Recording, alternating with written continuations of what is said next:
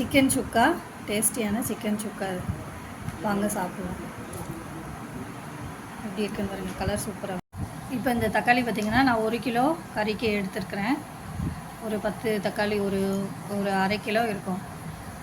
Chicken சுக்காவுக்கு பார்த்திங்கன்னா ஒரு பாத்திரம் வச்சுட்டு அதில் வந்து நல்லா தாராளமாக எண்ணெய் சேர்த்துக்கலாம்.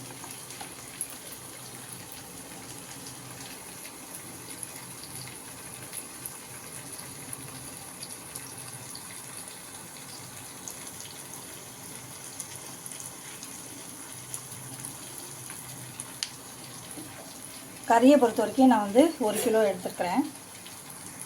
எண்ணெயில் பார்த்திங்கன்னா பாத்திரம் வச்சு எண்ணெய் கொதிச்சிருச்சு. இப்போ அதில் வந்து சோம்பு கொஞ்சம் சேர்த்துக்கலாம்.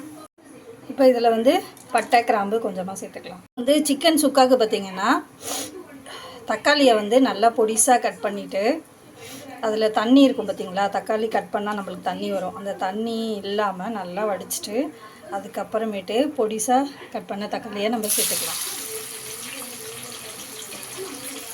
நல்லா வந்து அந்த எண்ணெய் வந்து நல்லா சூடாக இருக்கணும்.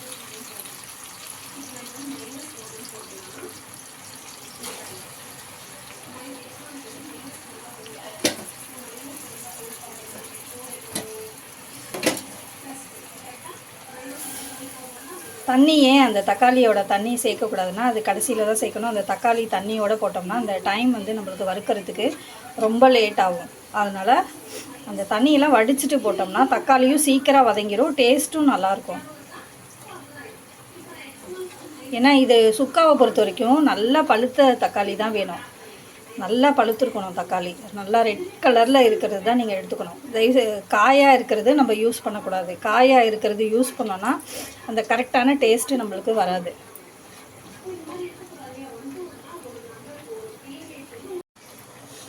இந்த தக்காளி நல்லா அந்த எண்ணெயில் வதங்கணும். வதங்கி வந்ததுக்கப்புறமேட்டு தான் அடுத்து என்னென்னு பார்க்கலாம்.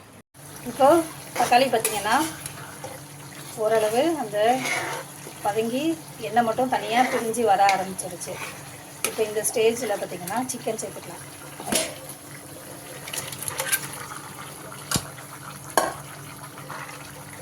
நல்லா வேகமாக வச்சுக்கோங்க. அடுப்பை நல்லா வேகமாக வச்சுட்டு நல்லா கிளறி விட்டுருணும்.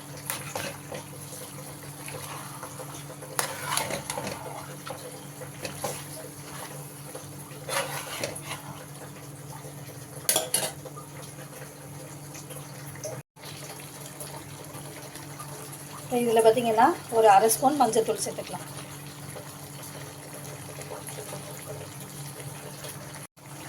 இப்போ இந்த சிக்கனுக்கு எந்த அளவு உப்பு தேவையோ அந்த உப்பை எல்லாத்தையுமே சேர்த்துக்கலாம்.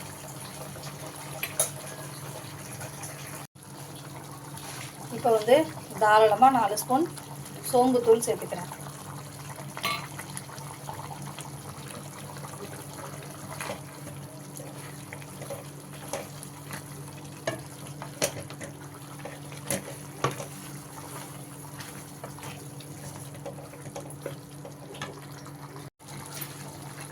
அடுத்தது பட்டை கிராம்பு பொடிச்சது ஒரு அரை ஸ்பூன் நான் சேர்த்துக்கிறேன்.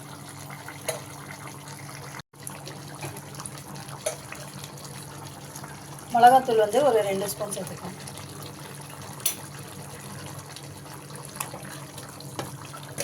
இப்போ சேர்த்து நல்லா இதை கிளறி விட்டுக்கலாம். கிளறி விட்டுட்டு வேகமாக வைக்கணும். அடுப்பை வந்து வேகமாக வைக்க தான் அந்த தண்ணி வந்து சுண்டும்.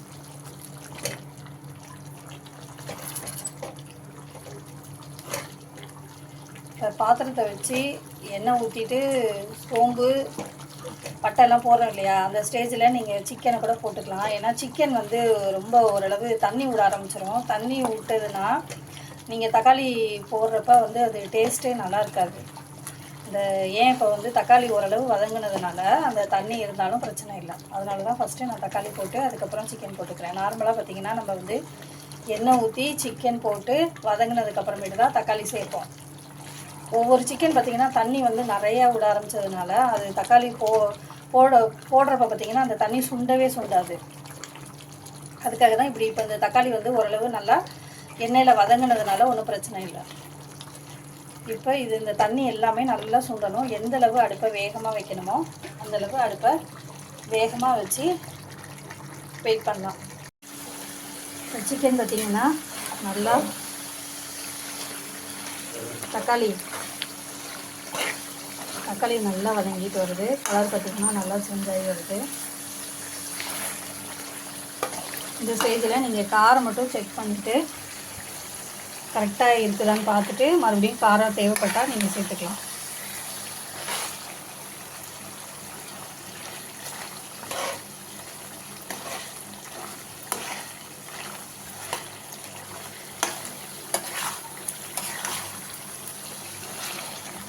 இனிமேல் கொஞ்சம் தண்ணி இருக்குது.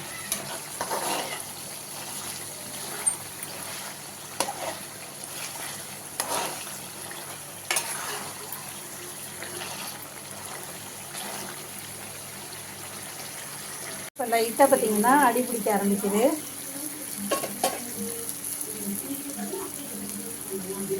இந்த ஸ்டேஜில் வந்து அந்த தக்காளி வந்து தண்ணி வந்து தனியாக வடித்து வச்சுருக்கேன் இல்லையா, அது கேட்குறேன்.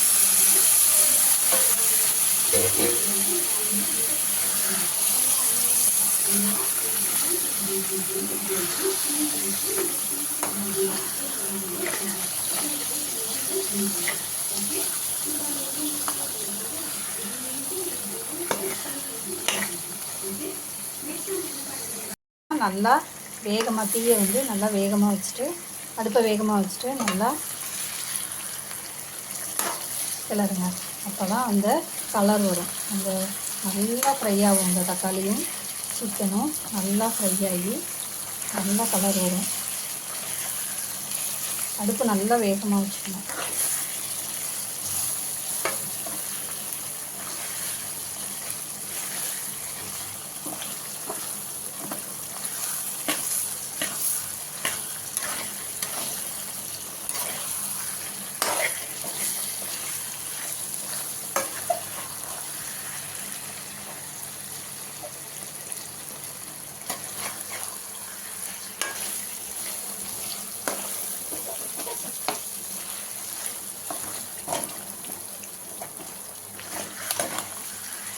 சிக்கனில் இப்போ தண்ணியே இல்லை அப்படின்னா நீங்கள் நார்மலாக எண்ணெய் ஊற்றி சிக்கன் போட்டு தக்காளி போட்டு நீங்கள் பண்ணிக்கலாம்.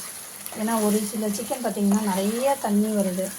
அதனால் அந்த தக்காளி போடுறப்ப கரெக்டாக அந்த தக்காளி வந்து வதங்க மாட்டேங்குது. அதனால தான் நான் ஃபஸ்ட்டு தக்காளி போட்டு சிக்கன் போடுறேன். இப்போ பார்த்திங்கன்னா நல்லா பாருங்கள் கலர் சூப்பராக வந்துடுச்சு. அந்த நல்ல ஸ்மெல் வருது. இப்போ இந்த ஸ்டேஜில் என்ன பண்ணணும்னா லைட்டாக இந்த மாதிரி சிக்கனை குத்தி விட்டுட்டிங்கன்னா இன்னும் அந்த ஃப்ளேவரு அந்த காரம் அது எல்லாமே இல்லை அந்த வெள்ளையாக இருக்கும் பார்த்திங்களா. சிக்கனை நம்ம சாப்பிட்றப்ப வெள்ளையாக இருக்கும். அந்த மாதிரி இருக்கவே இருக்காது. எல்லாமே அந்த உள்ளார காரம் இறங்கி நல்ல ஒரு கலர் வந்து லைட் ப்ரௌன் கலர் வந்து உள்ளார காமிக்கும்.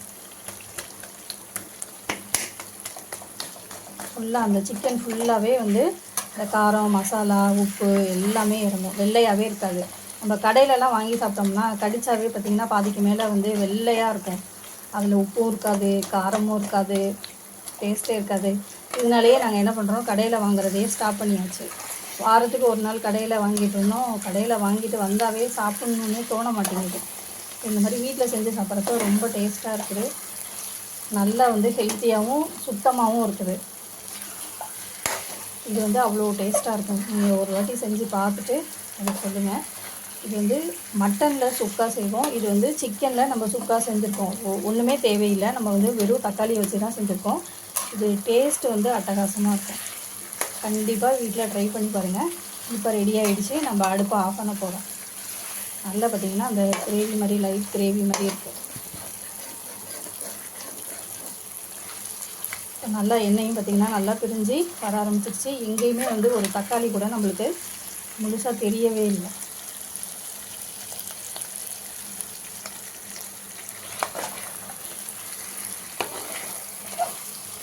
தக்காளியும் பார்த்திங்கன்னா சின்ன சின்ன பீஸாக போட்டதுனால நல்லா அப்படியே எண்ணெயோடு நல்லா வதங்கி நல்லா சுருண்டுருச்சு.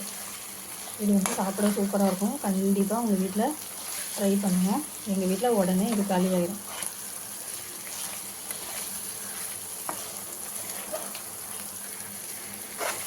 மட்டன்லேயும் இதே சேம் மெத்தடு தான். மட்டனை பொறுத்த வரைக்கும் வந்து நம்ம இந்த கரம் மசாலா பட்டை கிராம்பு பொடி சேர்த்தேன் இல்லையா, அது வந்து நல்லா கூட சேர்த்துக்கணும். சிக்கனை பொறுத்த வரைக்கும் நான் கம்மியாக சேர்த்துருக்கேன். அது வந்து கூட சேர்த்துக்கிட்டாவே இதே மெத்தடு தான் மட்டனுக்குமே. அதை இன்னொரு நாள் நான் செஞ்சு காமிக்கிறேன். இப்போ சுவையான மட்டன் சுக்கா ரெடி ஆகிடுச்சு. வாங்க சாப்பிட்லாம். டேஸ்டியான மட்டன் சுக்கா ரெடி ஆகிடுச்சு. வாங்க சாப்பிட்லாம்.